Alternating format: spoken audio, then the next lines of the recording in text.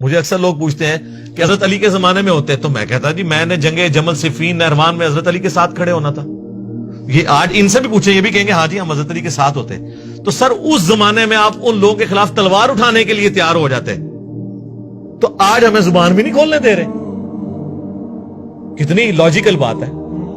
جن لوگوں کے بارے میں آپ ہمیں زبان نہیں کھولنے دے رہے، ان لوگوں کے خلاف آپ نے حضرت علی کے ساتھ مل کے تلوار اٹھانی تھی آل امیہ کے خلاف کہ بھی آ جاؤ ہمیں سدھے ہو جاؤ. اس زمانے میں آپ تلوار اٹھانے کے لیے تیار تھے، آج زبان سے بھی بولنے کے لیے تیار نہیں ہے.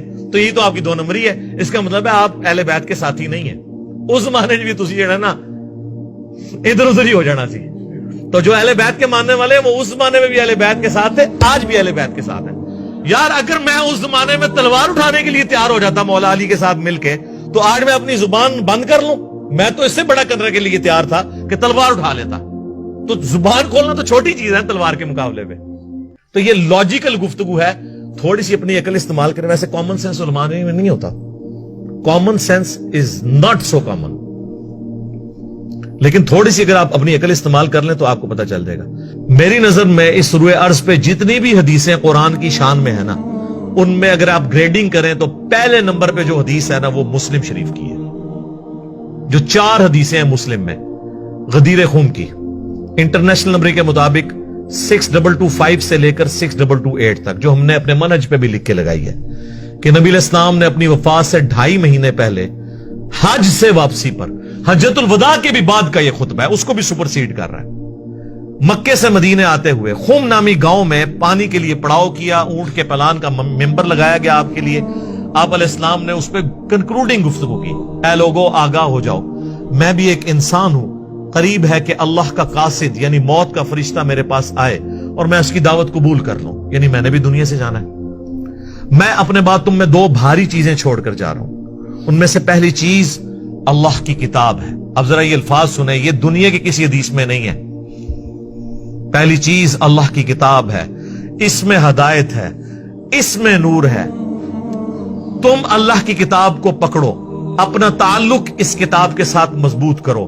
اللہ کی کتاب اللہ کی رسی ہے، جو اسے پکڑے گا وہ ہدایت پہ ہوگا، جو چھوڑ دے گا گمراہ ہو جائے گا. سر اتنے زیادہ جملے دنیا کی کسی صحیح حدیث کے اندر موجود نہیں ہے جو مسلم شریف میں غدیر خم کی حدیث میں.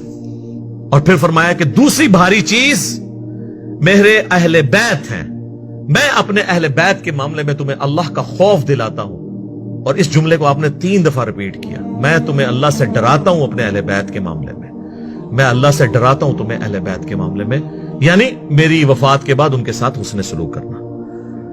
لیکن امت بالکل الٹ چلی ہے، نہ قرآن کو پکڑا اور نہ اہل بیت کو زندہ چھوڑا.